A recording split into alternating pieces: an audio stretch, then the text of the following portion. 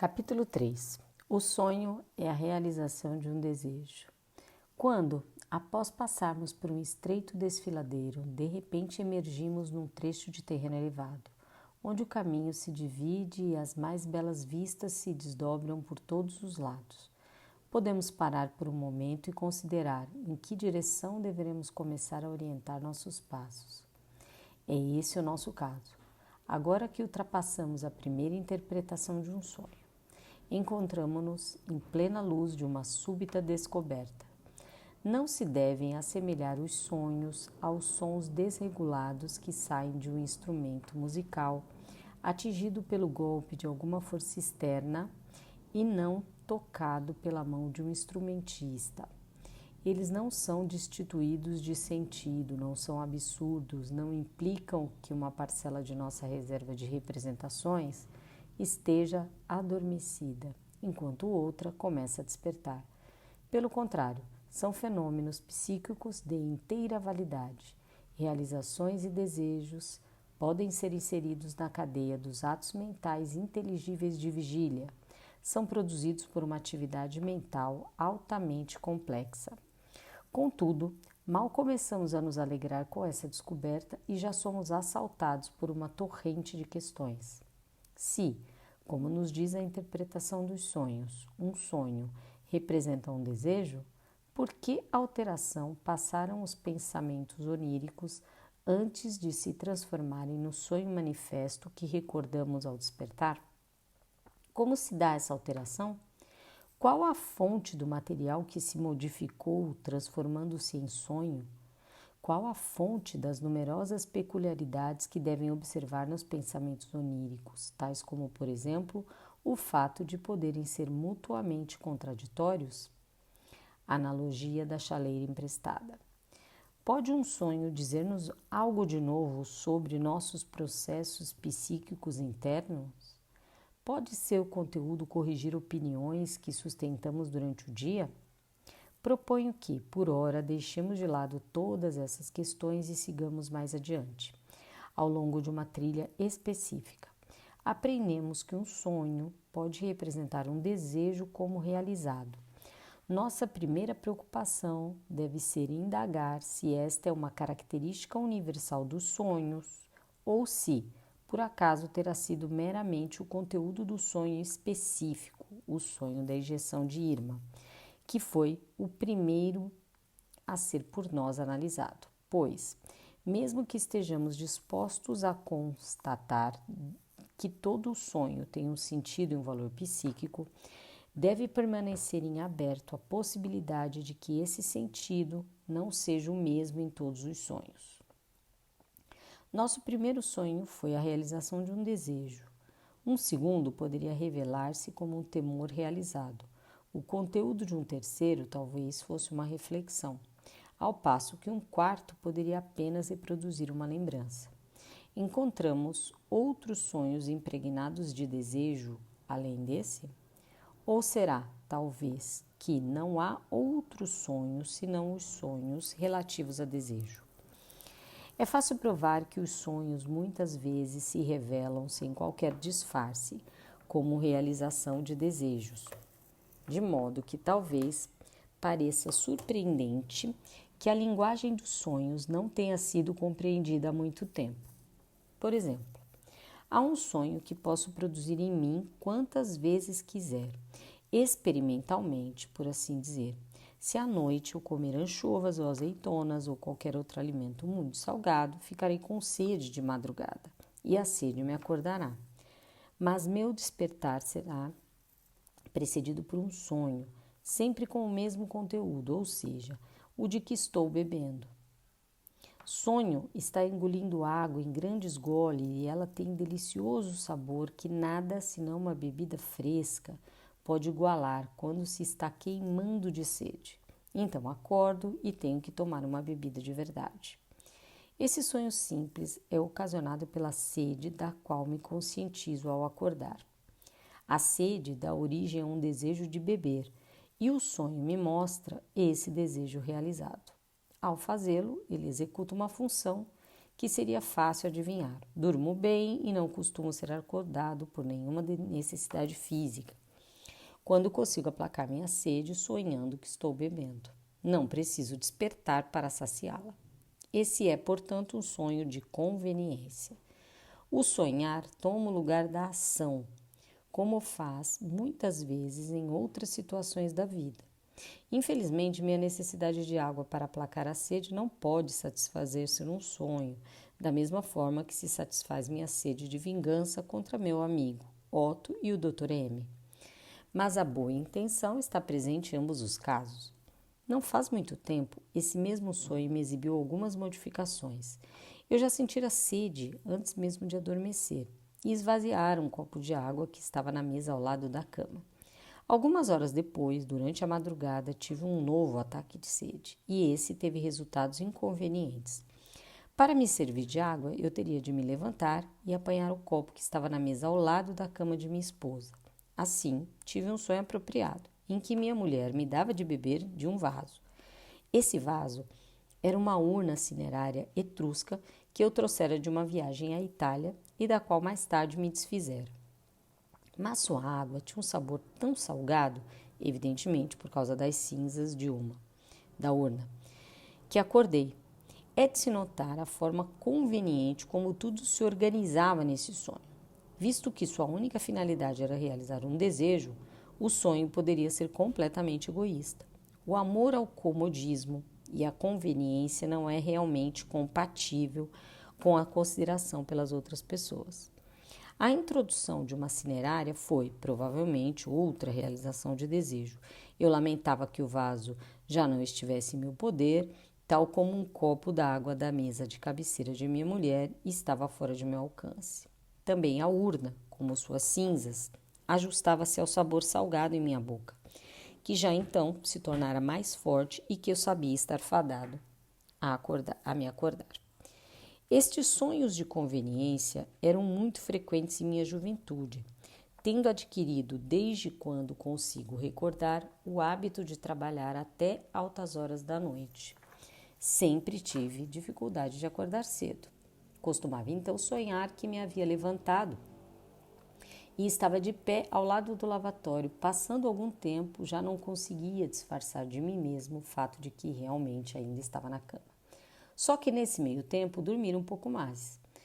Um desses sonhos indolentes, expresso numa forma particularmente divertida e refinada, foi-me relatado por um jovem colega médico que parece partilhar de meu gosto pelo sono. A hospedeira de sua pensão, nas proximidades do hospital, tinha instruções rigorosas de acordá-lo na hora todas as manhãs, mas não era nada fácil cumpri-las. Certa manhã, o sonho parecia especialmente doce. A senhoria gritou atrás da porta: "Acorde, Herr Pepe, são horas de ir para o hospital." Em resposta a isso, ele sonhou que estava deitado numa cama, num quarto de hotel e que havia um cartão acima do leito onde estava escrito Pepe H., estudante de medicina, idade 22 anos. Enquanto sonhava, ele dizia a si mesmo: "Como já estou no hospital, não há necessidade de ir até lá." E virando-se para o outro lado, continuou a dormir. Desse modo, ele confessou abertamente seu motivo de seu sonho.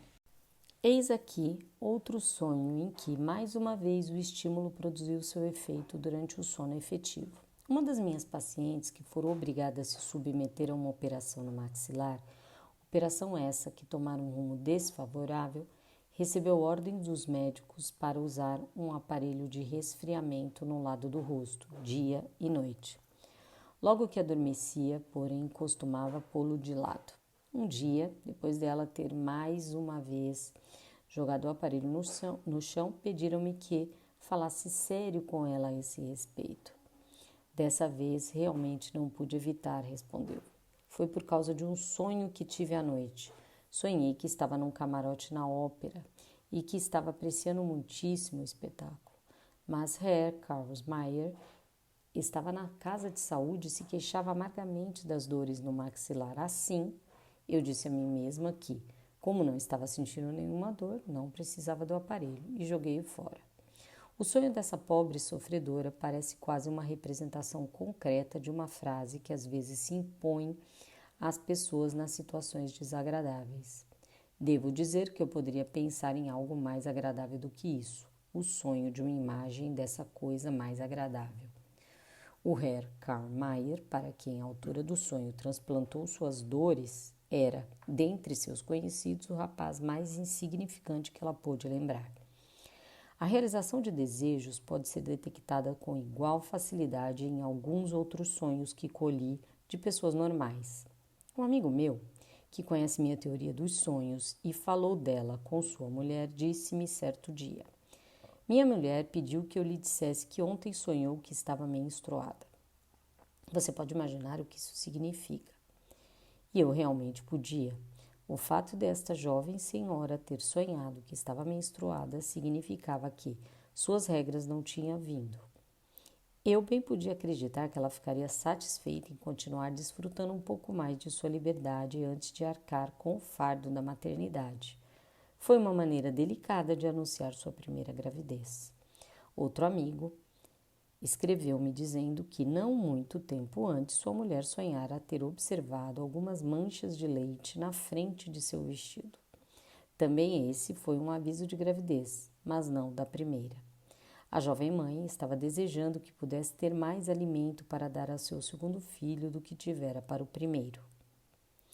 Uma jovem mulher ficara isolada da sociedade por semanas a fio enquanto cuidava do filho durante uma doença infecciosa. Após a recuperação da criança, sonhou que estava numa festa, onde, entre outros, conheceu Alphonse Daudet, Paul Bourget e Marcel Prévost. Todos foram afabilíssimos com ela e muito divertidos.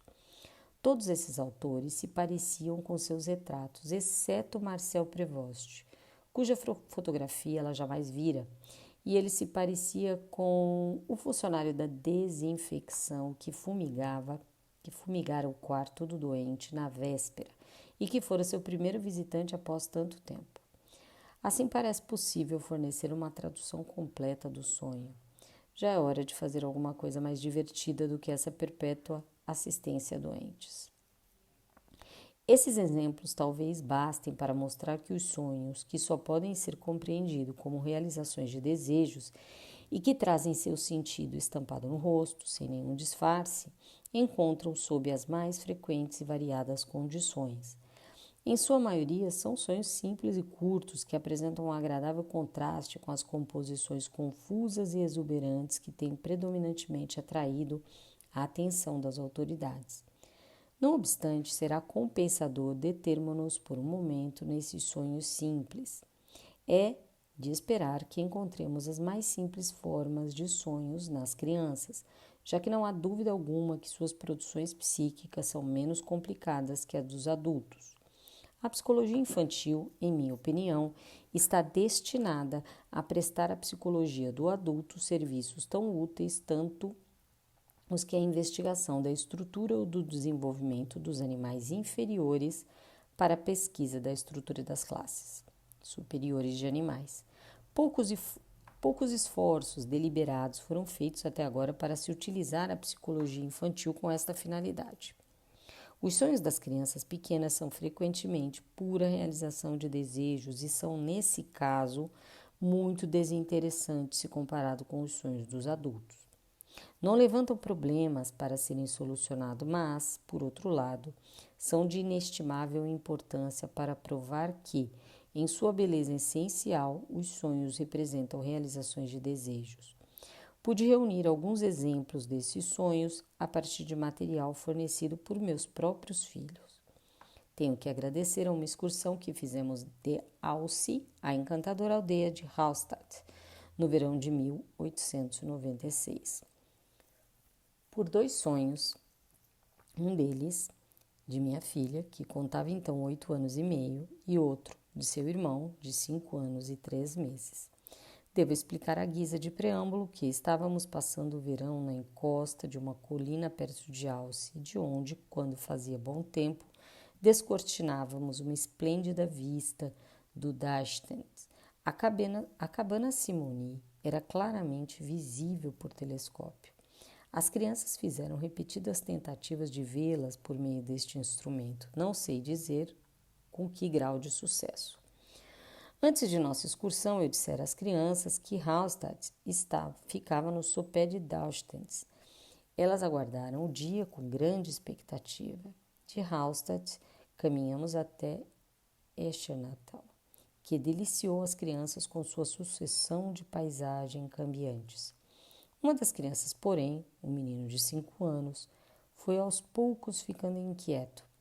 Toda vez que divisávamos uma nova montanha, ele perguntava se era o Daustenz, e eu tinha de dizer, não, é apenas um dos contrafortes.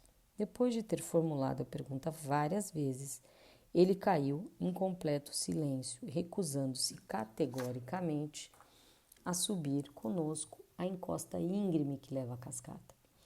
Achei que estava cansado, mas na manhã seguinte ele veio a mim com uma expressão radiante e disse: ontem à noite sonhei que estávamos na cabana Simoni. Então eu compreendi.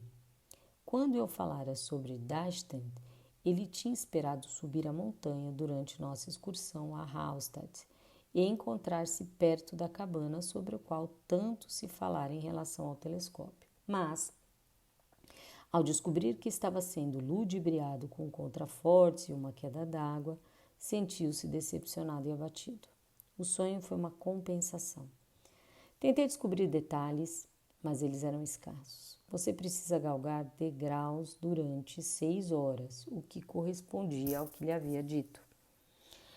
A mesma excursão despertou desejos também na menina de 8 anos e meio, desejos que tiveram de ser satisfeitos num sonho.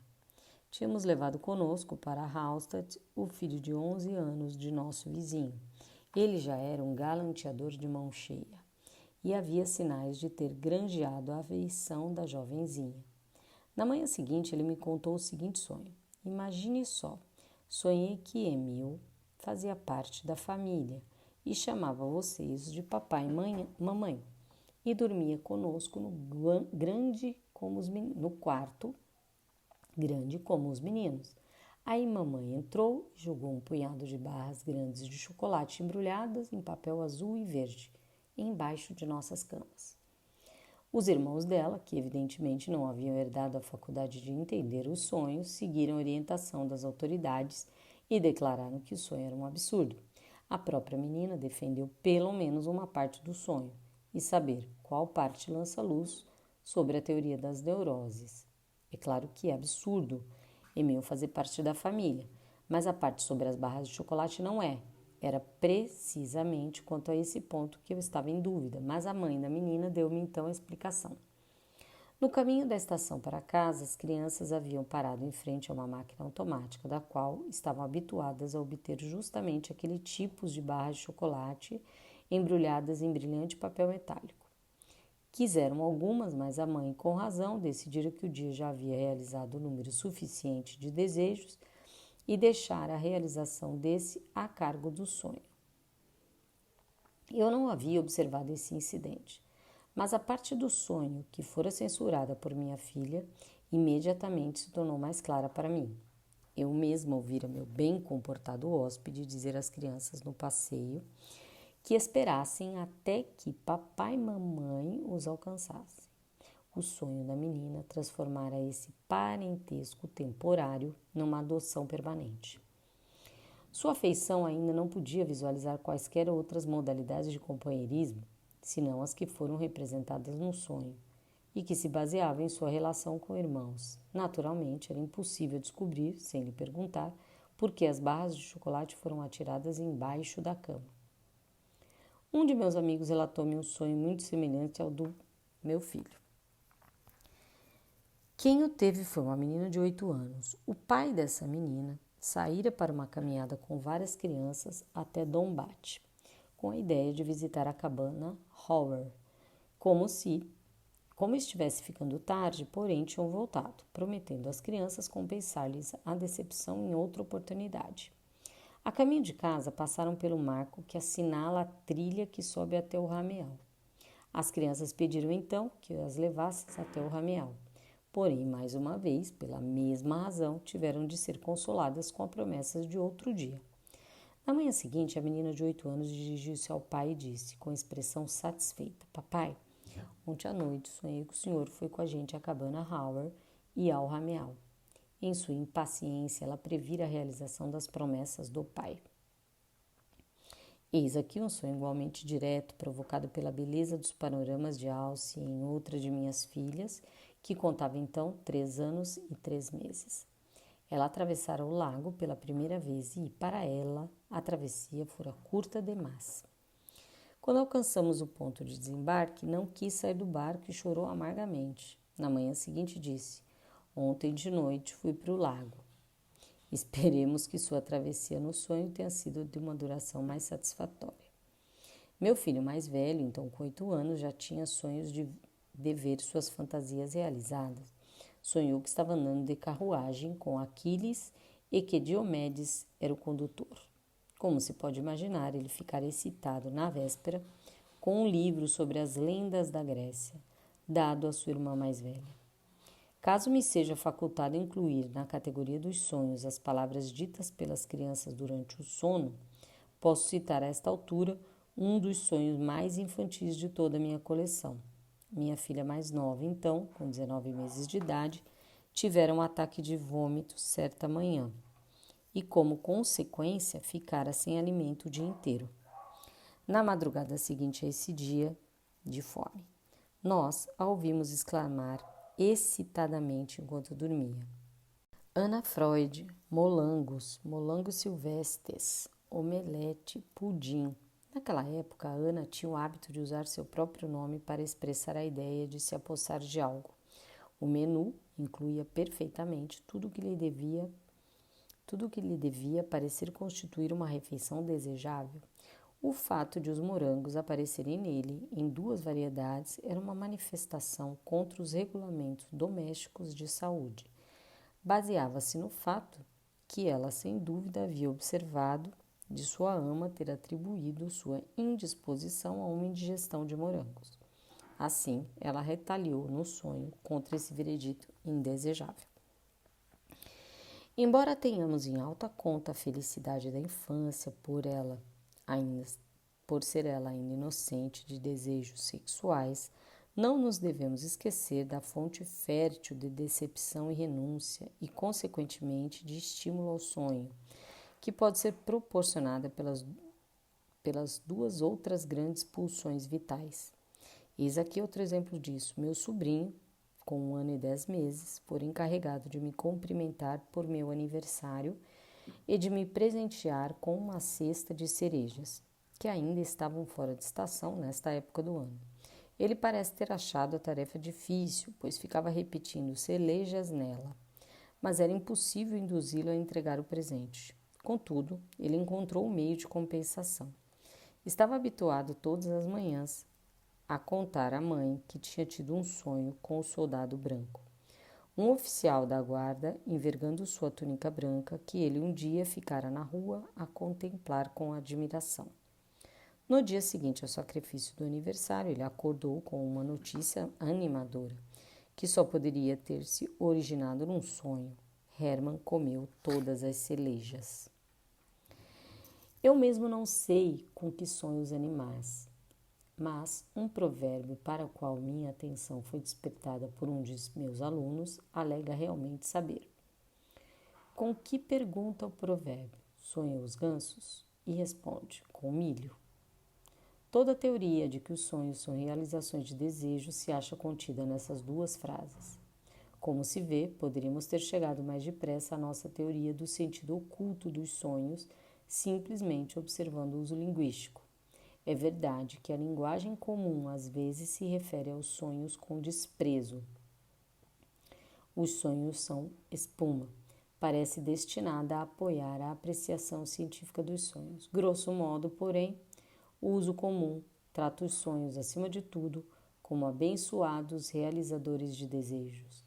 Sempre que vemos nossas expectativas ultrapassadas por um acontecimento, exclamamos em nossa alegria: eu nunca teria imaginado tal coisa, nem mesmo em meus sonhos mais fantásticos.